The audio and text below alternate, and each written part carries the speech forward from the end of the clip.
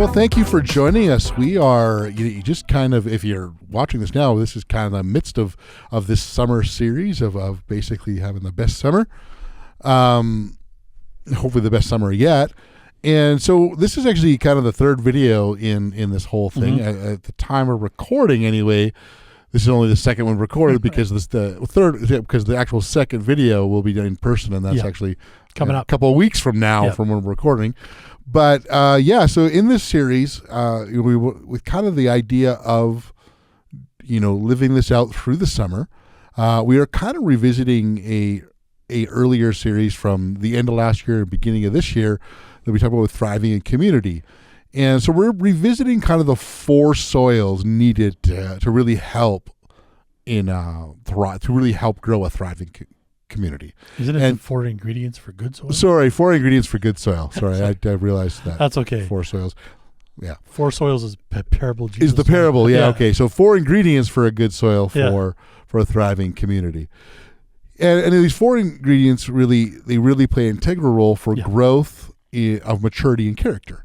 And maturity and character, and we go into far more detail in this series. So we encourage you, if it's sort of like, hey, I don't remember this or not seen this before, to go back to the series to get more in depth to what we mean when we're saying all this. But essentially, maturity and character are primarily built on the right side or the relational side of our brain. Yeah, as opposed to the left side of our brain, which is the more analytical side, which typically churches pay more attention to through things like speaking and instruction and that sort of idea. Yeah. Now both sides play a part, absolutely, but again, we really ignore that the immense importance of the relational side, to sometimes even ignore it completely. Yeah.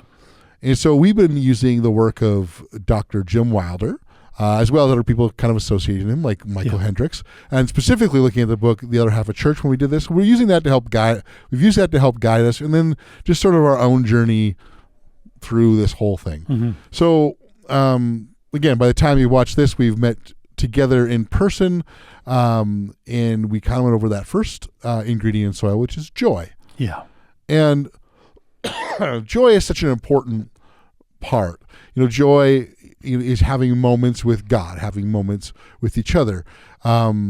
It's having, in those moments that we have a place to put those gratitudes for those moments and those memories. And, sometimes you just want to record them, because as much as we'd like to say, and I've done this so many times, especially when like my kids have done something, just I'll remember that forever. And 3 weeks later, somebody's, do you remember that time? I'm like, no, I completely forgot.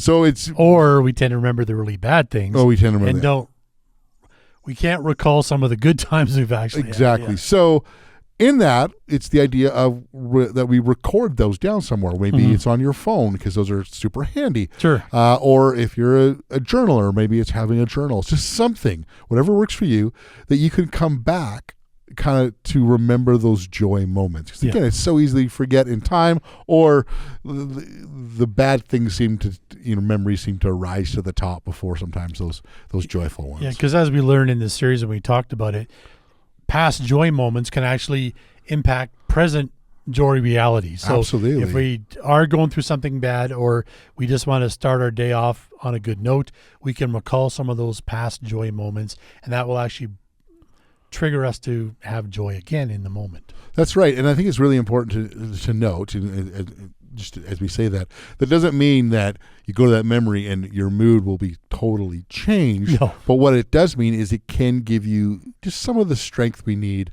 to endure of those difficult things. And it's really important to note this, like almost everything of these ingredients, that joy is relational in nature. We communicate it through our words, but also our body language. We communicate that we are happy to be with one another. Yeah. And that joy is felt when we recognize that others are happy to be with us. I think that's our working definition of joy. Yeah, absolutely. When you walk into a room and you see someone and they recognize you, and then they either smile or through their body language indicate that they're happy to see you. That's right. But today we want to put a little more focus on this second ingredient, which is called Hesed. So what's Hesed? Well, Hesed typically is just translated. Mm-hmm. This is a Hebrew word. Yeah. Kind of to mean love. Yeah.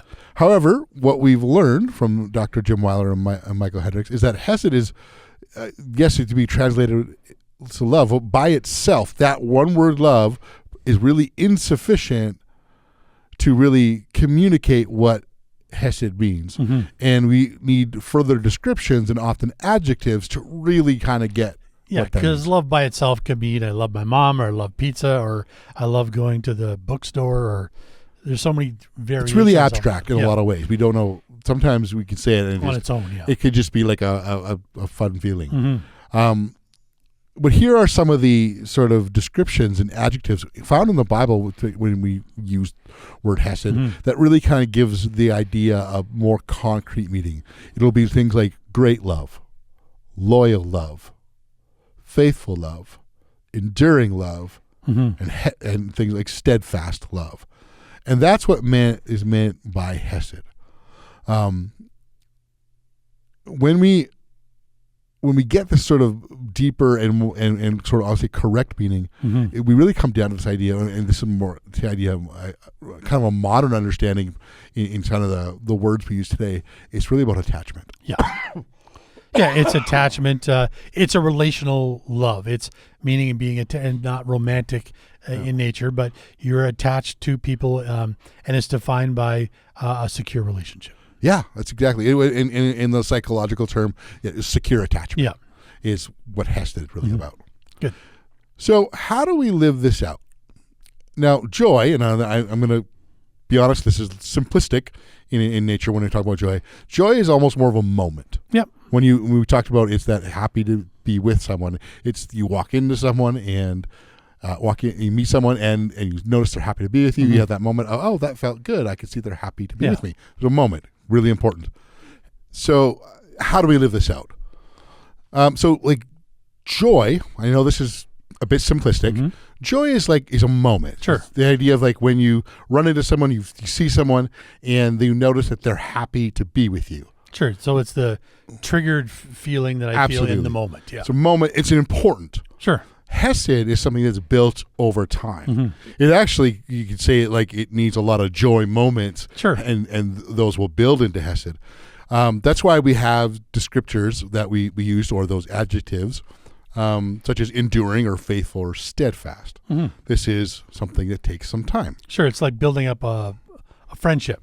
So when you first meet somebody, you might be happy. Oh, I've got a new friend. I'm happy to see them. Absolutely. But as you spend more time together and get to know each other better, and your relationship survives all of that, then you realize that, hey, this is becoming more secure. I can rely on this person. I know they've got my back, kind of thing. And there's where the words enduring and faithful and steadfast start to play into the growing attachment that's happening. Well, yeah. I mean, you can think about, if you have, if you're married, if you're longtime friend, whatever. If you think that it's sometimes weird to think like at some point when you saw them, they were a stranger. Yep.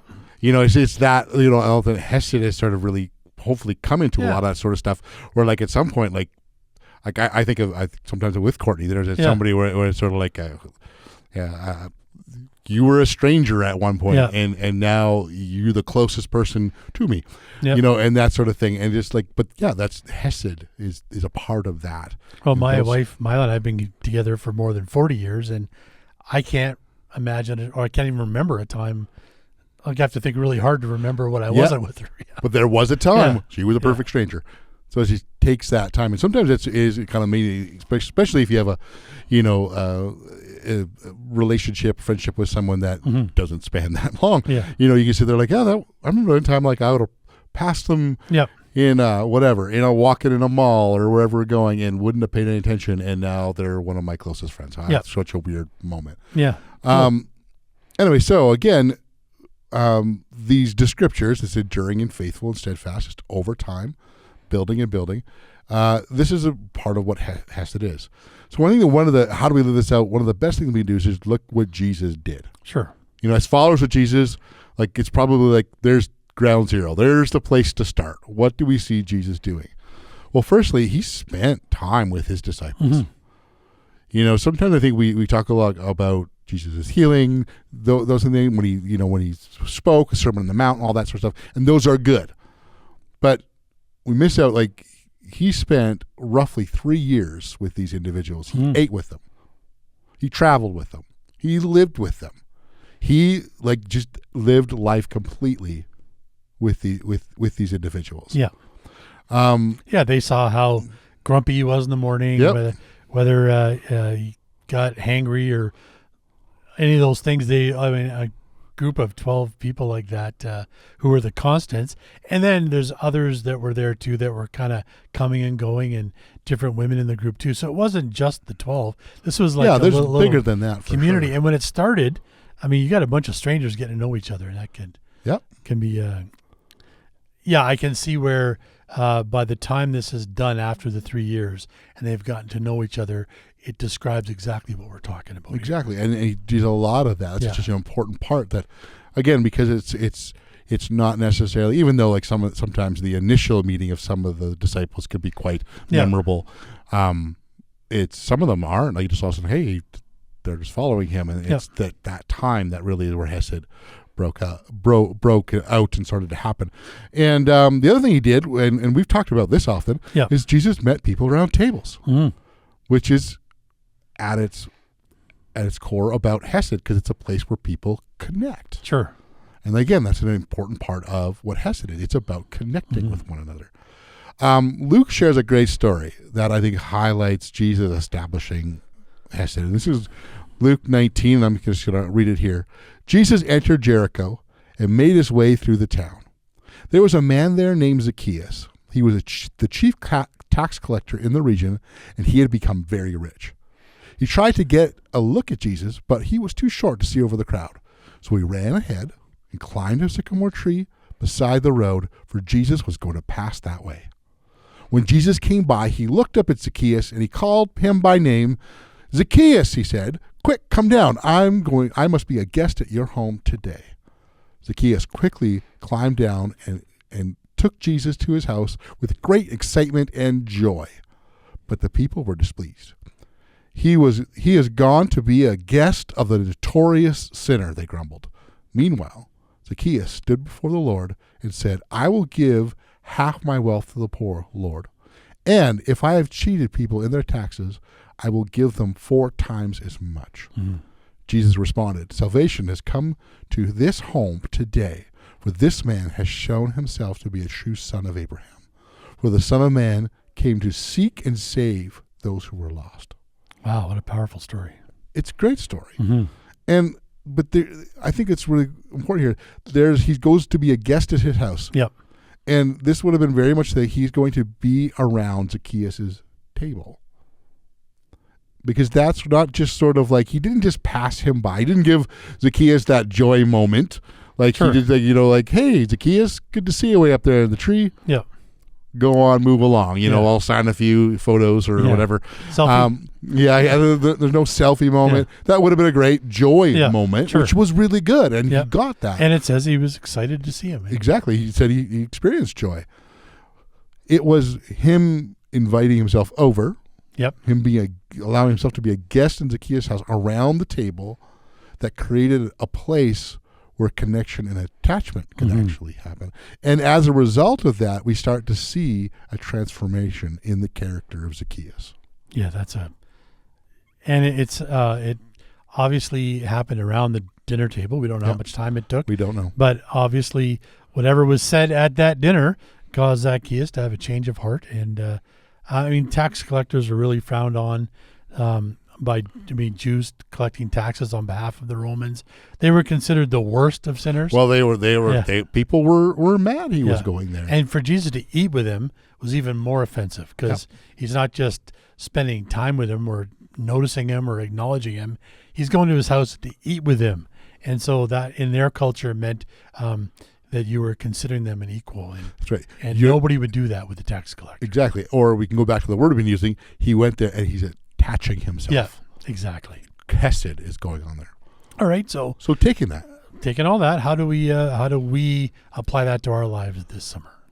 Well, I think we just sort of see that where Jesus would go and be with Zacchaeus. not just pass him by, not just sort of a nod and an acknowledgement that of, oh, great, cool, thanks for coming out. He goes to be with them. And so we need to this summer find excuses to get together. Sure. And does that mean we have to get together and do Bible studies? No, not necessarily. Yeah. It's okay to do that. I'm not saying we can do that. That's not, there's nothing wrong with that. But I don't think that. we need to. Too often, I think, as in churches, we think whenever we get together, we have to do that. Yeah. No, we don't have to. Where do that. this goes beyond that. Attachments are developed anytime we get together. He's right. It is a place to build connection. Yeah. So anything we do is a place to build the connection. Sometimes I think spend all summer planning this. No, it doesn't have to be significant. I think we get that idea sometimes. Yeah. Like it's just like what's significant, big or whatever. It doesn't need to be anything significant at all. Mm-hmm. It doesn't need to be huge. It can be a barbecue. It can go for a walk somewhere. Yeah. Go have a coffee. I mean, we could fill in the blank. We can do it. It's something that can be as simple as, hey, what are you doing? Yeah. Later or today. I'm going to the movies. You want to come? Yeah, exactly. Or if you don't want to make a meal, let's go for dessert or Yep. ice cream or just if you like sports or movies or any of those things. There's ways to connect. In fact, I would say that just because it sounds so ordinary, those are sometimes a better place to build attachment. Yep. Is in the ordinary and not trying to create something just fantastic. And again, if you want to do something bigger, there's nothing wrong with that either. Yep. But we don't need to do that. Usually the bigger it is, I know for if you go to a party and there's more than about 10 or 12 people there, it's easy to spend most of your time with one or two people at the party. It is. And for the host, the person hosting it, they're spread so it's thin. It's usually all about 20 seconds of their attention. Yeah. And you might have a moment of joy, but you're certainly not going to build Hesed. And it's going to be good, and it could be a place to start some stuff. And not saying don't do it, but like what we're talking about is just finding places to really connect with people. And to be able to have a chance to talk to them and have a conversation. Yeah. And again, it doesn't have to be serious conversation because sometimes what happens is it's in the unserious conversation, whether it's just talk about movies or music, sports, vacation plans because it's summer, or fun vacation stories. It could be any kind of those, but sometimes it's those that can actually, over time, lead to some of the big conversations, whether you're talking about deep things, struggles, difficulties, maybe more personal joys or something like that. Yeah, I think the more time we spend together and have conversations, then we build up trust. We slowly tell a bit more about ourselves. We find out more about the other person. And then over time, once we feel like we can trust somebody's, then we can start sharing our struggles and difficulties. Well, I think of a friend of mine, going back to the idea of the time when someone was a stranger and all that. And just, I could think of the very first, several times, months, maybe even longer. We hung out together. We played in a band together, and we had good conversations. Sure. And usually it was around music and all that sort of stuff. It's not so, he lives in a different province. Not somebody I see very often, maybe once a month. He comes to my mind more often around this because usually in the summers when I see him, if I see him, But when we see each other, even we can have some of those fun conversations, but usually we get into deep conversation of what's going on and in our lives and stuff like that. And you experience that attachment that started out with, again, maybe even a little more superficial. Sure. But it builds up over time where all of a sudden we don't need that anymore. It's just, we sometimes are just really talking about some of the nitty gritties going on in our lives and whatnot and that. So it's kind of great to do that. So again, it's in the ordinary things. That's where it kind of builds. And it's in these moments why I think it's important that we look at the ordinary things, that we can learn from each other's strengths, stories, and demonstrations. We can also build Hesed with God by just making sure we're still continuing our spiritual disciplines. Yeah, and those don't have to be done alone either. No. The ones that we talked about in our first podcast was reading the Bible and praying. Yep. And most of the time, people think of that as an individual activity. But, and again, as we encourage you then, we'll continue now is to read or listen to a gospel or the gospels over the summer. It doesn't have to be a super intense reading schedule. But I find it very helpful to do that with a friend. Yeah, absolutely. It's just a great moment to read that together and then just to connect with each other over what you've read.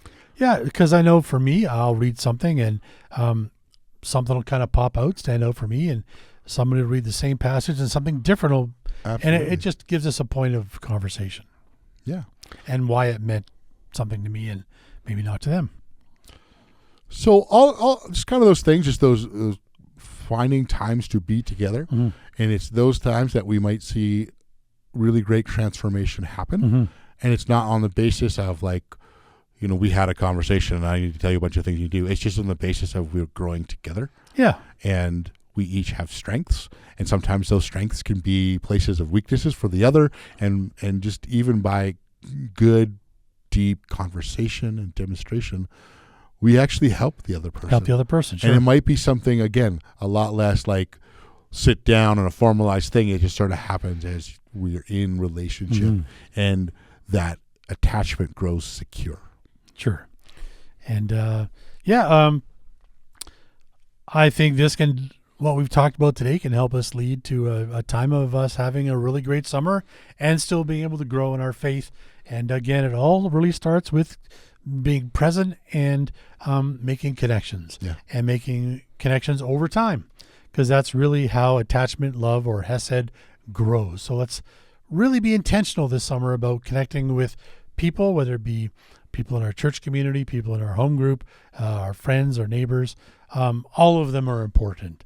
And so thank you so much for joining us as we're working through our series on how to have the best summer yet. Please like and subscribe, and we'll see you next time.